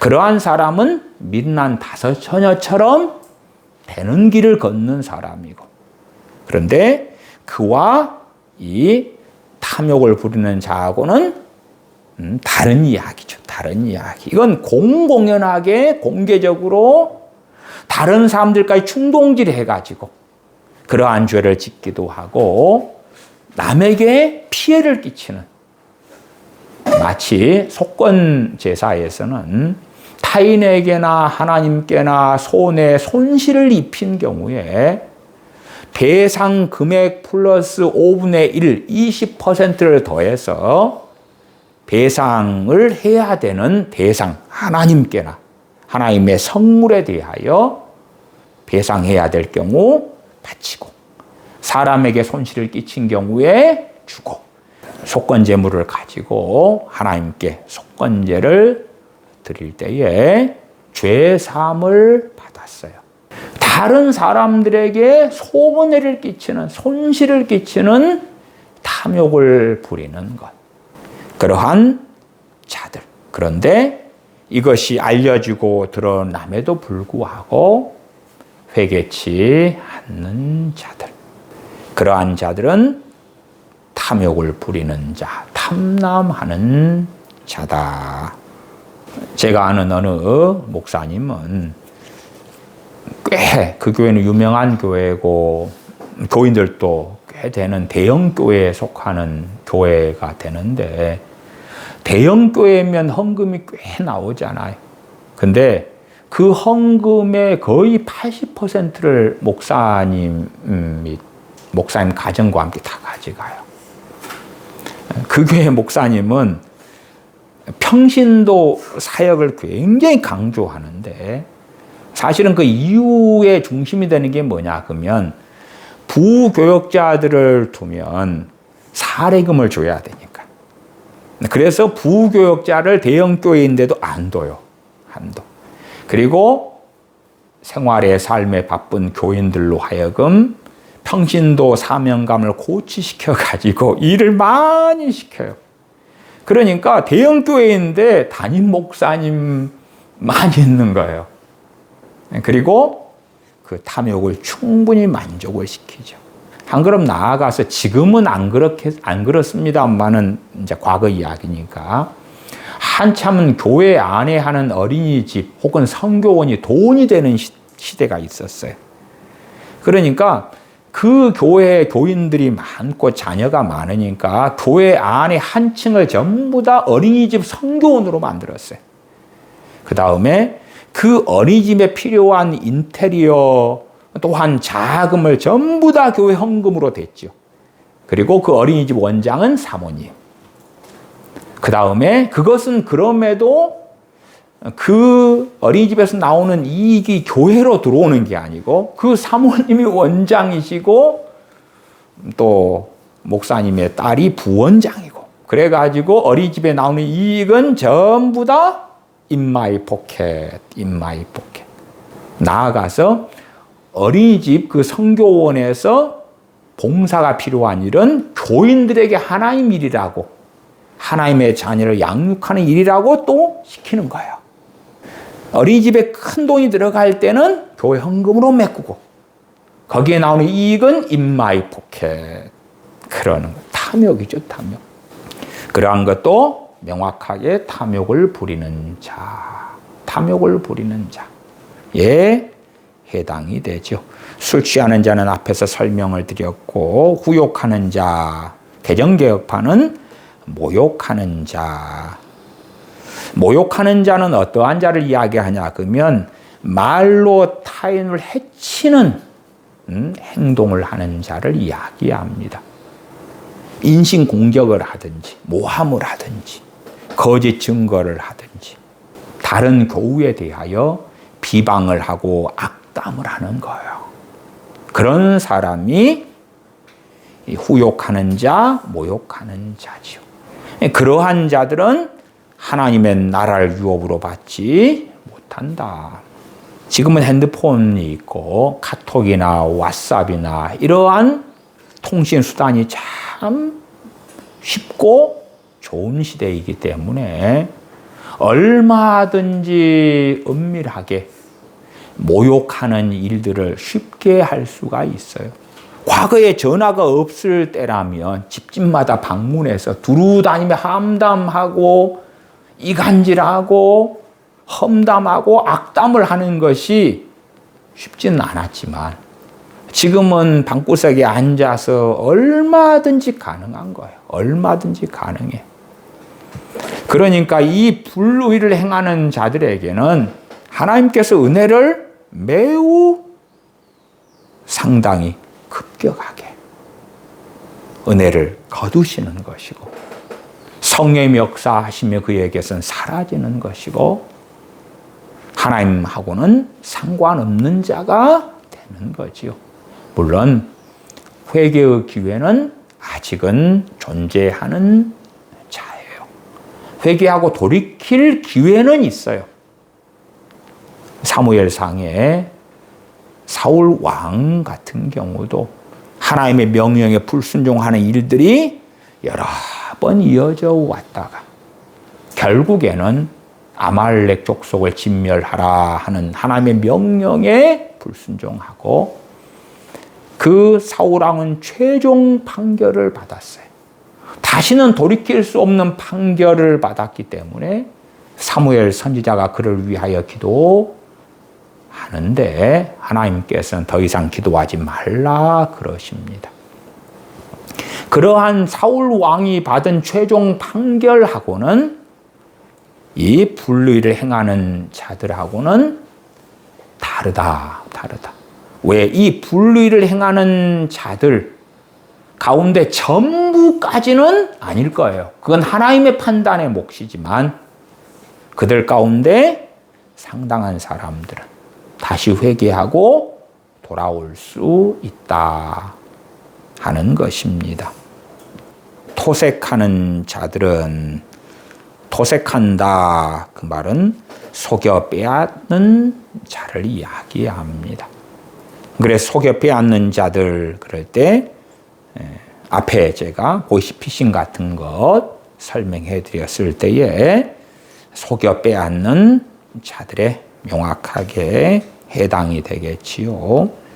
이러한 자들은 하나님의 나라를 유업으로 받지 못하리라.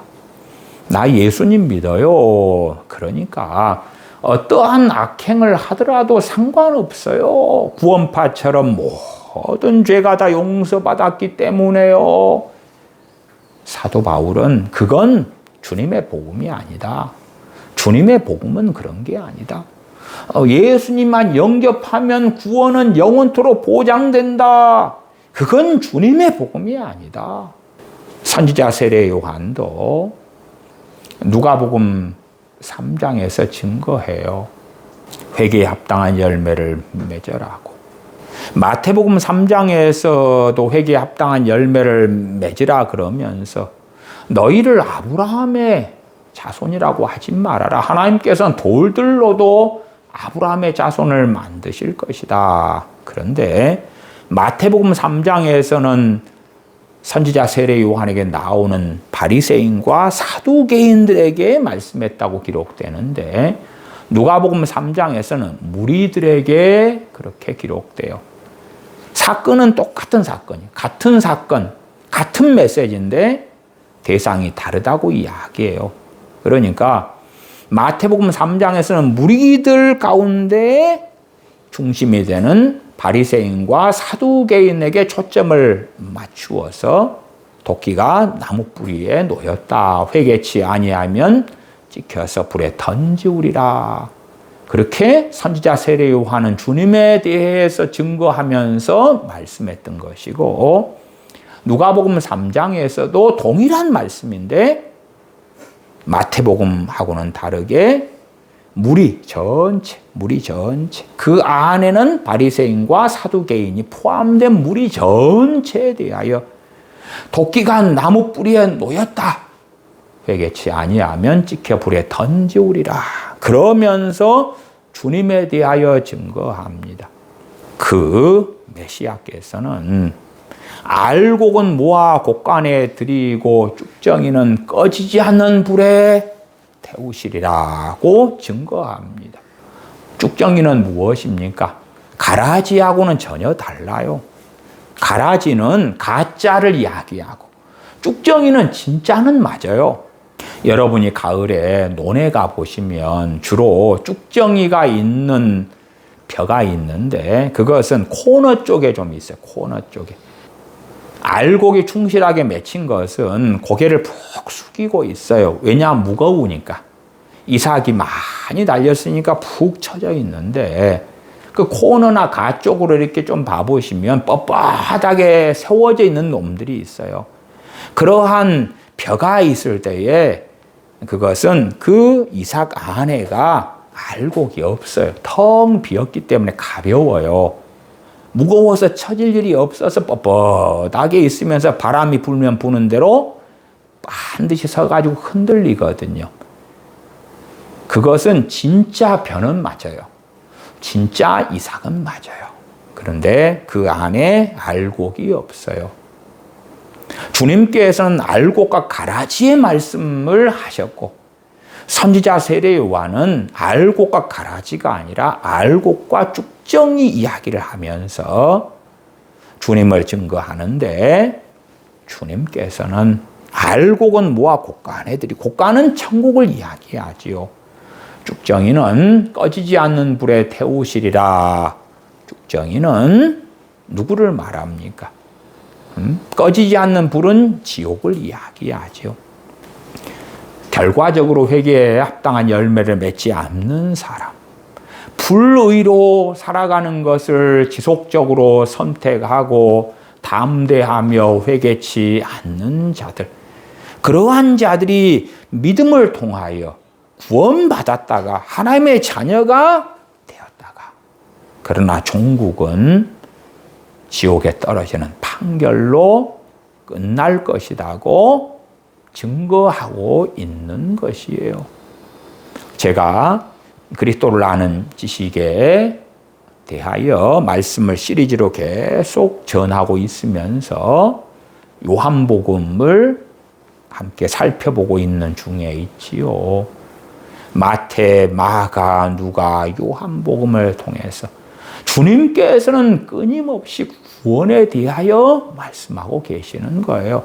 참된 믿음, 또한 참된 믿음으로 사는 사람은 어떠한 삶을 살아야 하는지, 나아가 참된 믿음으로 사는 사람이 그 삶으로, 그 길로 걷지 않을 때에 과연 주님과 상관 있는 자가 될 것이냐, 상관이 없는 자가 될 것이냐, 계속 말씀하시는 거예요.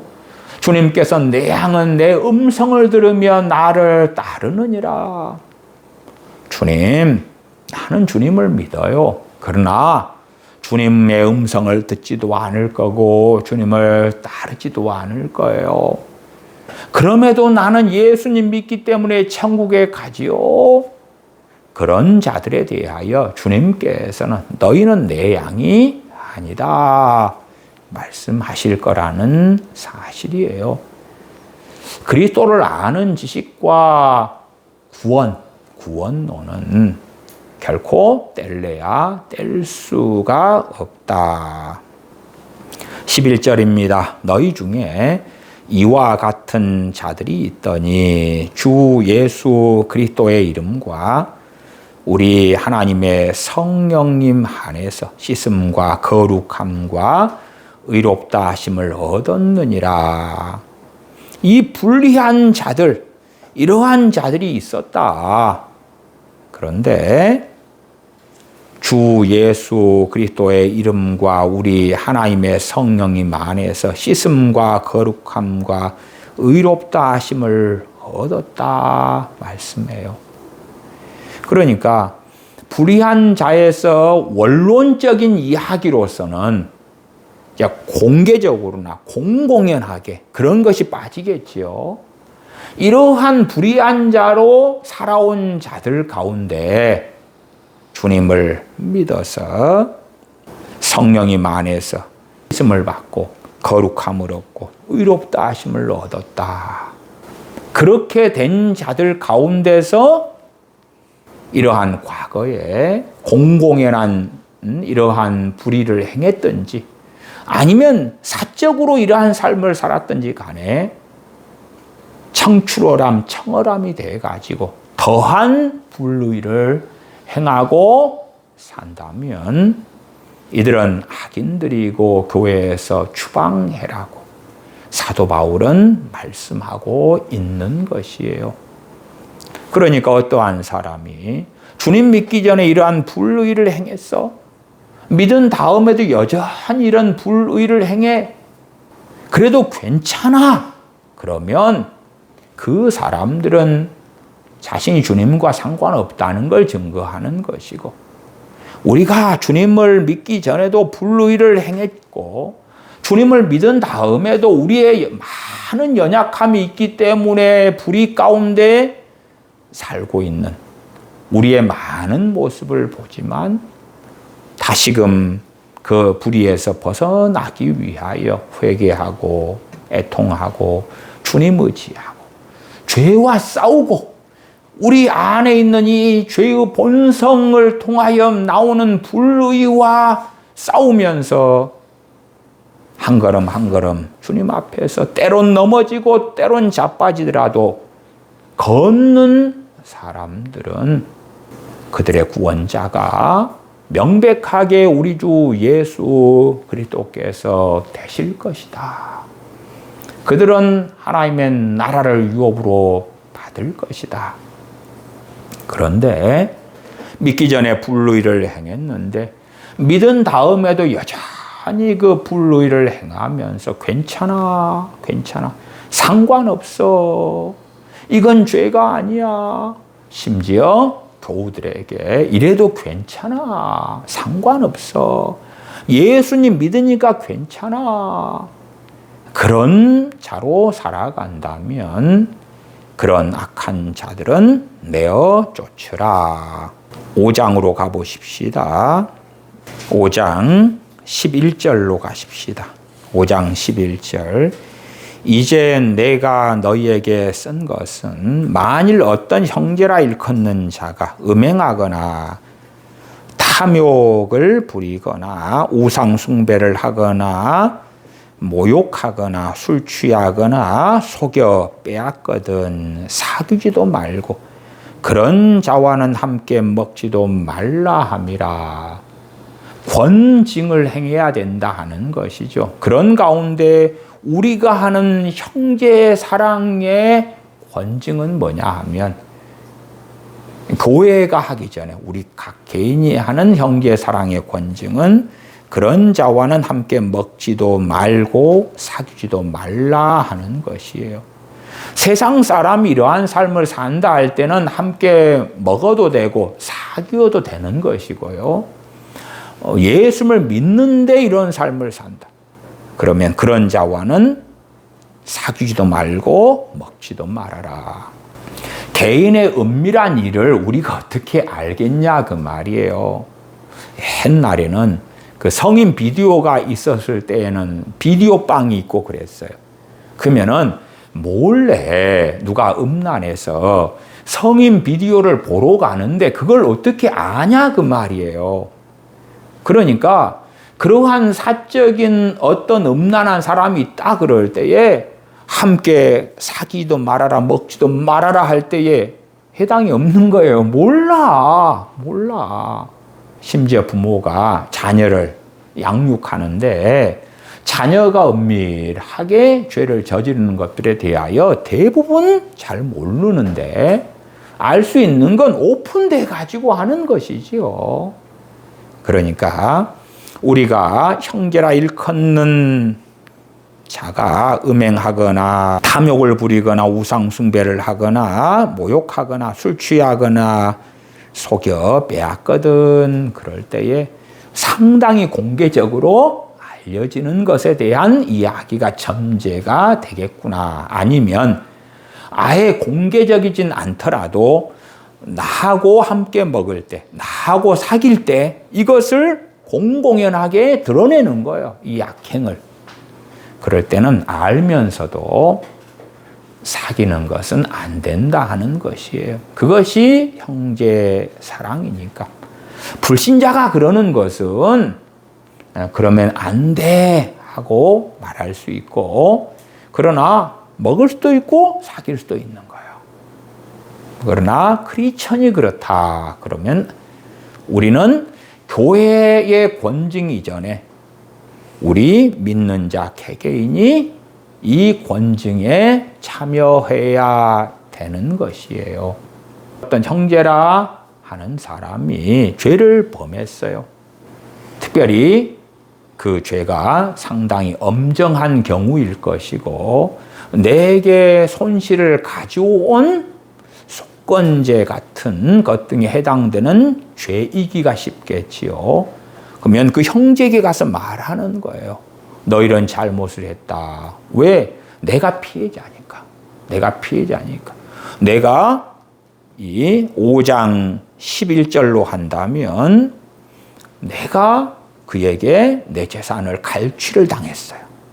아니면 그가 나를 인신공격하고 모독하는 걸 알게 되었어요. 내가 직접적인 피해자잖아요. 그렇게 하지 말아라 했을 때 안 들어요. 그러면 증인을 데리고 가서 말마다 칭찬케 하는 것. 증인이 있다 그럴 때는 상당히 이제 공개적인 상황으로 드러난 경우지요. 그렇지, 나만 보았어, 나만 알아, 증거가 없어. 단순한 말다툼이나 의견 차이나 실수를 통해서 가다가 부딪혀서 자빠졌는데 혹은 발을 밟았는데 그런 상황이 아니죠. 심각한 사항에 대한 이야기가 되겠지요. 증인들을 통하여 말했는데도 듣지 않을 때에 교회에 말하고, 교회가 말했는데 듣지 않을 때에 이방인과 세리처럼 여겨라. 이건 권징이에요, 권징. 그가 돌이키고 회개하고 돌이키면 하나님의 나라에 들어가는 자가 될 것이고, 끊임없이 회개하기를 거부한다면 그는 하나님의 나라를 유업으로 받지 못하는 자가 될 거예요.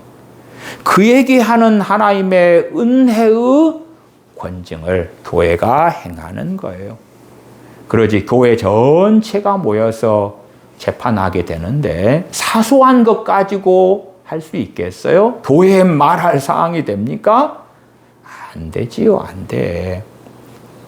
부부간에 다투었는데 사소한 것인데 그것마다 뭐 시부모님한테 이야기한다, 친정부모한테 이야기한다, 장인 장모한테 이야기한다, 자기 부모한테 이야기한다. 그러면은 그런 사람은 성인, 어른, 남편, 아내 정상적인 가정을 꾸리기가 어렵겠지요. 일의 경중을 알아야지, 경중을. 그래서 어떤 형제라 일컫는 자가 죄를 범하거든 할 때에는 사소한 것들에 대한 이야기는 아닐 수밖에 없는 거예요. 구약율법에서 두세 증인을 대동하는 상황들이 어떠한 상황들인지를 이해하면 우리가 연약함 가운데 실수로 잘못으로 허물 가운데 짓는 많은 것들하고는 상관이 없다는 것까지는 알 수가 있을 거예요. 정말 사랑하기 때문에 주님께서 요한계시록 2장 3장에서 소아시아의 교회들에게 책망하시는 것처럼, 엄정하게 말씀하시는 것처럼 심각한 사안의 죄에 대하여서도 드러났는데, 알려졌는데 회개치 않을 때에 이방인과 세리처럼 여겨라.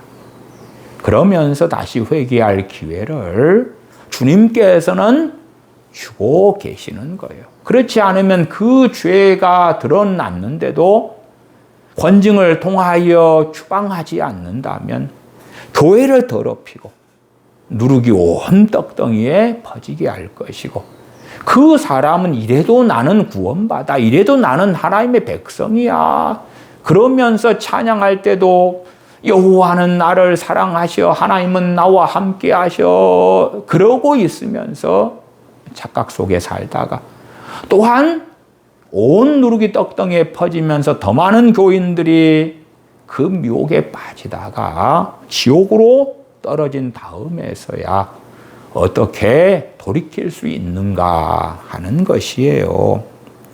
탐욕을 부리거나 우상숭배를 하거나 모욕하거나 술 취하거나 속여 빼앗거든 사귀지도 말고 그런 자와는 함께 먹지도 말라 함이라. 12절.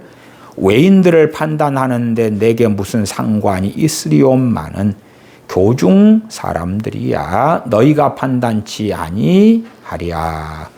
외인들은 하나님이 판단하시려니와 이 악한 사람들은 너희 중에서 내어 쫓으라.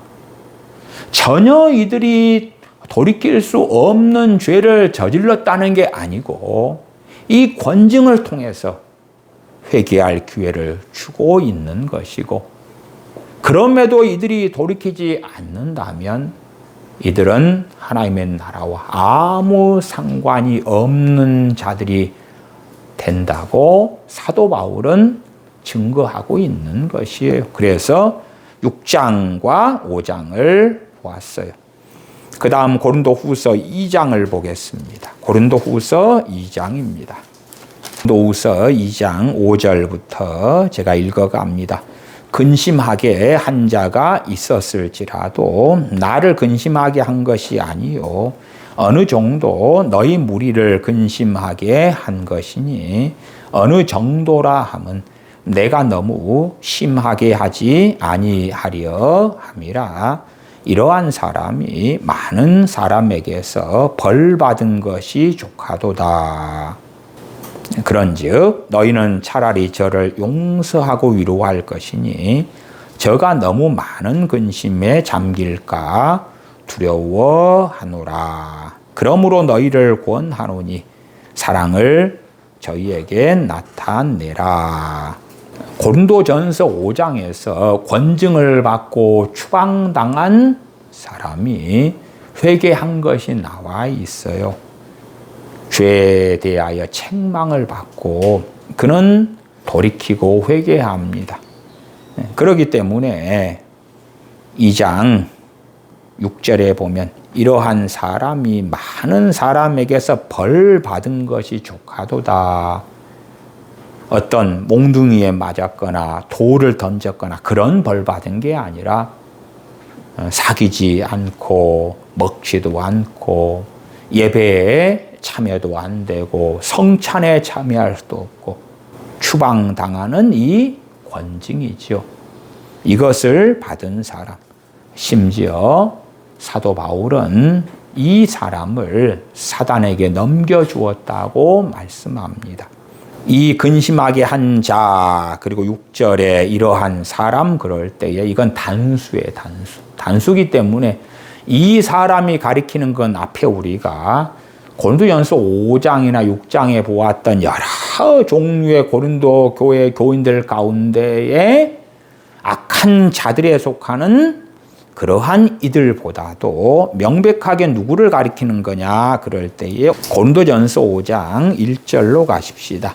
1절부터 읽어갑니다. 너희 중에 심지어 음행이 있다 함을 들으니 이런 음행은 이방인 중에라도 없는 것이라 누가 그 아비의 아내를 취하였다 하는도다. 이 사람에 대한 거거든요. 이 사람이 근심에 들어갔고 회개에 들어갔다 그 말이에요.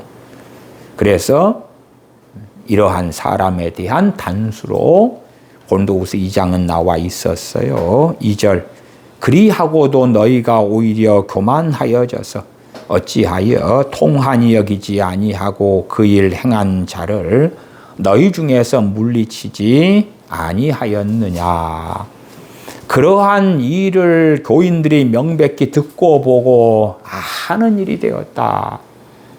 그러니까 사적으로 그러한 일을 은밀하게 했다면 교인들까지는 몰랐겠지요만은 교인들 누구나 다 알게 된 일이 되었는데 이 사람을 권징을 통하여 추방하지 않았다 그 말이에요. 물리치지 않았다 그 말이에요.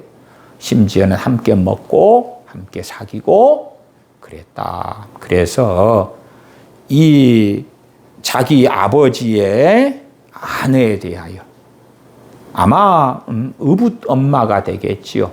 뭐 상황이 정확히 어떤 상황이었는지는 모르겠습니다만은 의붓 엄마를 두고 뭐 젊은 의붓 엄마를 두고 아버지가 돌아가셨을 수도 있을 거예요. 그러니까 이제 젊은 의붓 엄마를 이 크리스천 형제가 자기 안으로 취한 것 같은 상황이 벌어졌던 것이지요. 그러한 것을 다 아는 상황에서도 그를 성찬의 자리에 그대로 참여하게 하고 공적인 예배에 함께하고 함께 마시고 교제하고 형제로 여기고 그러한 어리석은 일들을 고린도 교회 교인들이 했다 그 말이에요. 그래서 사도 바울은 고린도 교회 교인들 전체를 책망합니다. 그리하고도 너희가 오히려 교만하여져서 어찌하여 통한이 여기지 아니하고 주님의 대속의 은혜는 이 모든 죄를 다 덮어. 물론 이 모든 죄까지도 주님의 십자가의 피는 다 덮을 수 있습니다. 다 사함받을 수 있습니다. 그런데 주님의 영원하신 속죄의 피가 회개하는 자에게 효력을 바라는 것이지 뻔뻔하고 강팍하고 그래도 괜찮아 그런 자들에게 효력을 바라는 것이 결코 아니지요. 그래서 제가 누누이 말씀드리지만 구원파는 이단일 수밖에 없는 것이에요. 3절 내가 실로 몸으로는 떠나 있으나 영으로는 함께 있어서 거기 있는 것 같이 이 일 행한 자를 이미 판단하였노라.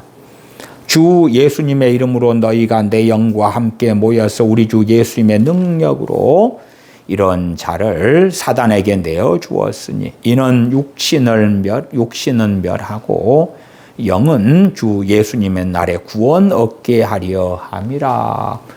교회의 권증은 죄 지은 그 사람을 회복시키고 구원받게 하려고 하는 것입니다. 물론 현 시대의 대부분의 교회는 권증이 없어지고야 말았죠. 그래도 괜찮아, 그래도 괜찮아. 그렇게 되고야 말았습니다만은 사도 바울은 5절에 이런 자를 사단에게 내어주었다. 사단에게 내어줌에 사단 마귀는 그 사람을 심각하게 괴롭히게 될 것입니다. 그러나 사도 바울은 왜 그렇게 하였는고 할 때에 영은 주 예수님의 날에 구원 얻게 하려고 그렇다. 물론 성경을 잘못 해석하게 된다면 아버지의 아내를 취한 이런 남자가 회개치 않아도 구원받을 거야. 그렇게 될 수 있는 미혹적인 해석을 하는 자들도 있겠으나 그것은 잘못된 것입니다. 아버지의 아내를 취한 이 남자가 진심으로 회개치 않으면, 돌이키지 않으면 그 사람은 구원받지 못하는 것입니다. 여전히 아버지 아내와 함께 살면서 나는 예수님 믿었으니까 괜찮아. 그렇다면 그 사람은 구원받지 못합니다. 다시 고린도후서 2장 5절로 갔을 때에 근심하게 한 자가 이 사람을 이야기하는 것입니다. 단수니까요, 단수. 한 사람을 이야기하는 것이기 때문에 아버지 아내를 취한 이 사람에 대한 이야기입니다. 6절 이러한 사람이 많은 사람에게서 벌 받은 것이 족하도다. 그런즉 너희는 차라리 저를 용서하고 위로할 것이니 저가 너무 많은 근심에 잠길까 두려워하노라. 참으로 감사하게 아버지의 아내를 취한 그 사람은 회개하게 되었습니다. 그리하여 은혜를 회복하는 여정에 들어올 수 있었고, 사도 바울은 그 사람의 회개에 대하여 성령님을 통하여 누구보다도 명백하게 알았기 때문에 고린도후서에서는 아버지의 아내를 취한 그 사람에 대하여 증거하고 있으면서 이제 족하다고, 그래서 7절에 그런즉 너희는 차라리 저를 용서하고 위로할 것이니. 왜요? 그 사람의 회개가 하나님께 받아들여졌기 때문에 사도는 이렇게 권면하고 있는 것입니다. 너희는 차라리 저를 용서하고 위로할 것이니. 왜 사도 바울은 아버지 아내를 취한 사람에 대하여 이 심각한 권증을 명합니까? 또한 그는 그를 사단에게 내어주게 됩니까? 구원의 문제 때문에 그렇습니다. 행복하냐 불행하냐, 잘 먹고 잘 사냐 가난하냐, 그런 문제가 아니고 천국에 들어갈 것이냐 지옥에 떨어질 것이냐, 그 문제이기 때문에 그러합니다.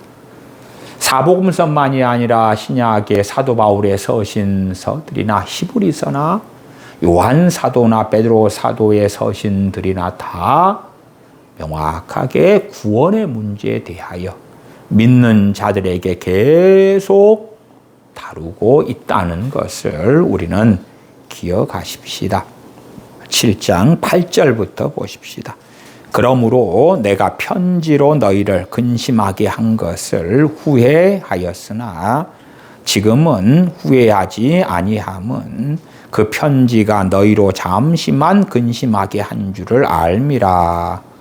내가 지금 기뻐함은 너희로 근심하게 한 까닭이 아니요 도리어 너희가 근심함으로 회개함에 이른 까닭이라. 너희가 하나님의 뜻대로 근심하게 된 것은 우리에게서 아무 해도 받지 않게 하려 함이라. 하나님의 뜻대로 하는 근심은 후회할 것이 없는 구원의 이르게 하는 회개를 이루는 것이요 세상 근심은 사망을 이루는 것이니라. 어떤 불신자가 하나님의 뜻대로 하는 근심을 통해서 구원에 이르는 회개를 하게 되는 이야기를 사도 바울은 증거하고 있는 것이 아니라 이미 주님을 믿어 구원받은 사람들에게 하나님의 뜻대로 하는 근심은 후회할 것이 없는 구원에 이르게 하는 회개를 이루는 것이다고 7장 10절에 증거하는 것입니다. 권증을 통하여 추방된 교회 안의 악인들, 왜 그들을 추방시키라 그들과 함께 사귀지도 말고 먹지도 말라고 말씀하냐 그러면 회개할 기회를 주기 위하여 다시 하나님의 나라의 유업에 참여하는 기회를 주기 위하여 그러한 것입니다.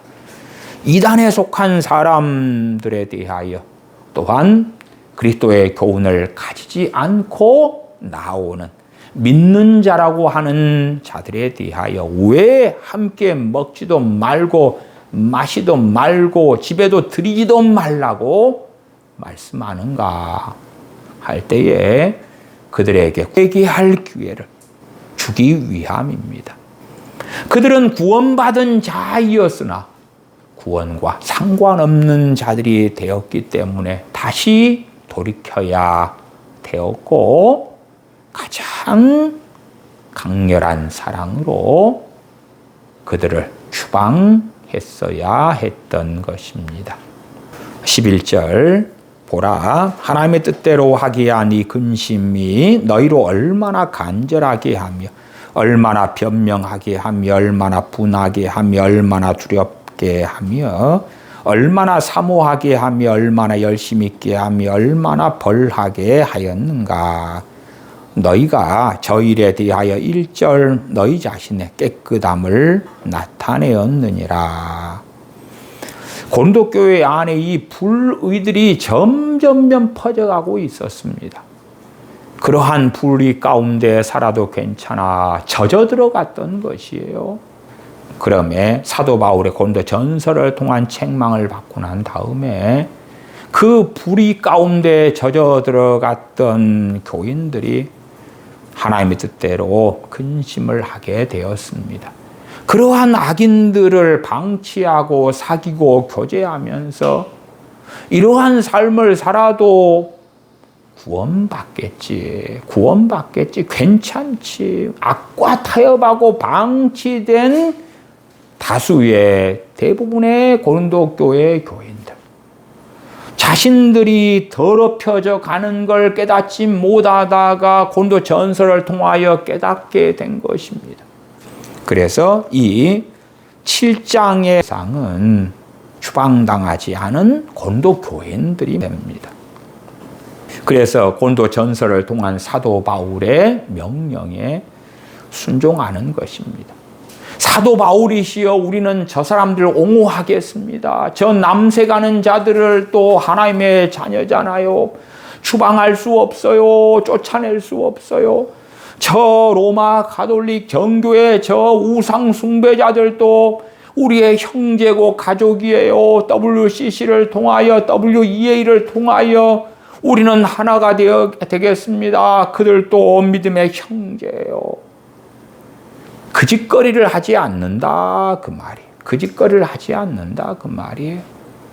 혼합주의로 로마 가톨릭과 하나됨으로 한국교회의 NCCK에 소속된 종교 중에 하나가 정교회입니다. 정교회가 WCC에 속한 대한민국의 NCCK의 정회원이에요.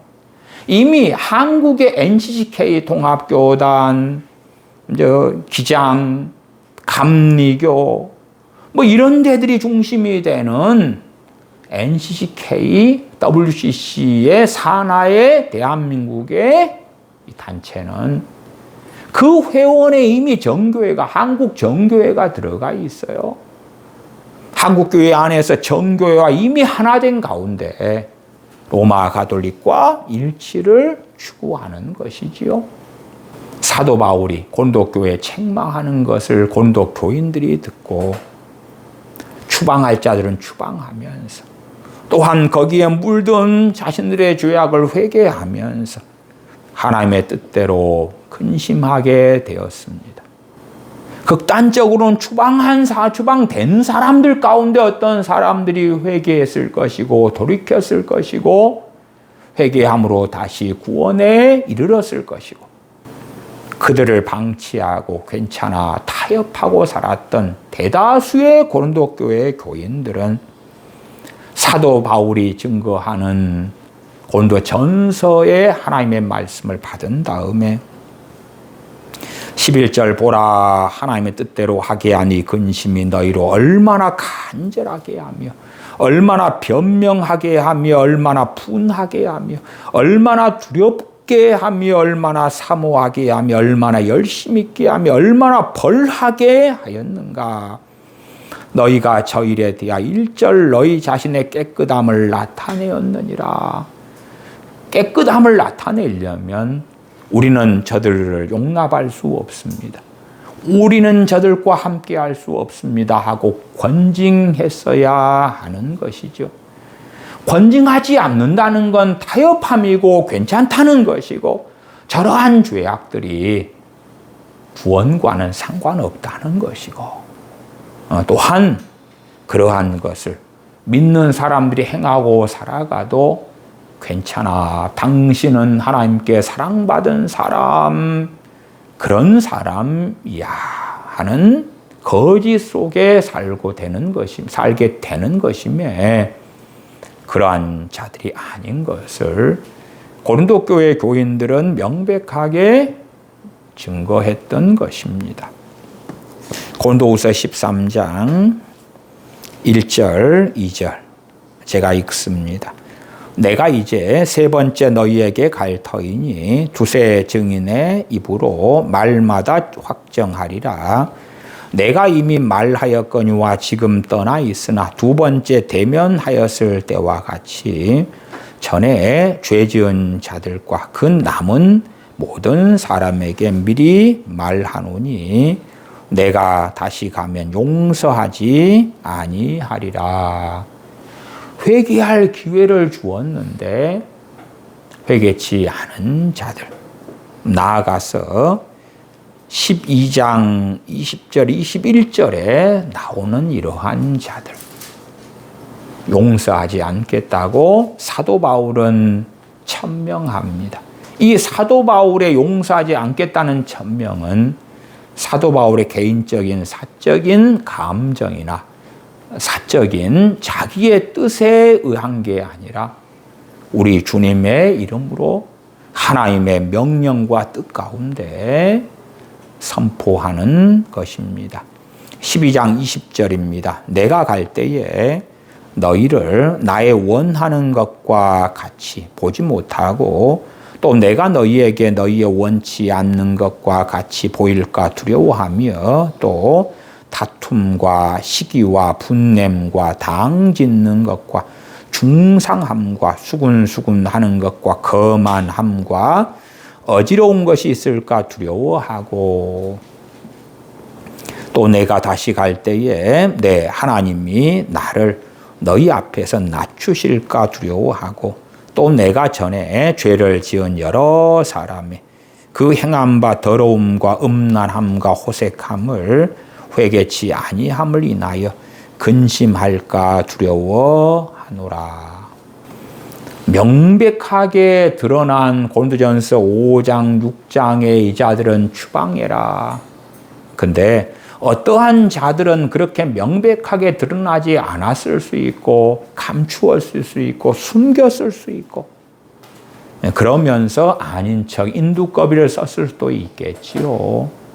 또 나아가서 고린도전서를 사도 바울이 전한 다음에 고린도후서와의 텀이 있으니까 이미 경고받아서 추방된 자들 말고 새롭게 교회 안에서 파당을 일으키고 거만하고 중상모략하고 수군수군하고 당을 짓고 그러한 죄들을 계속 하는 자들, 고린도전서에서도 당 짓는 자들에 대하여 사도 바울은 책망했죠.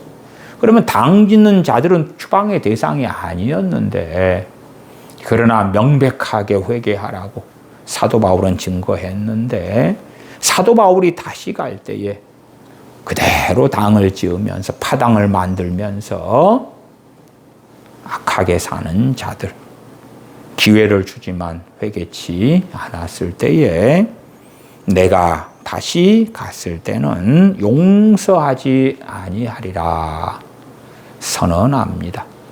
용서하지 않는다는 것이 영원토록 이제는 구원과 상관없는 자들이 너희가 될 것이야, 그런 표현은 아닙니다.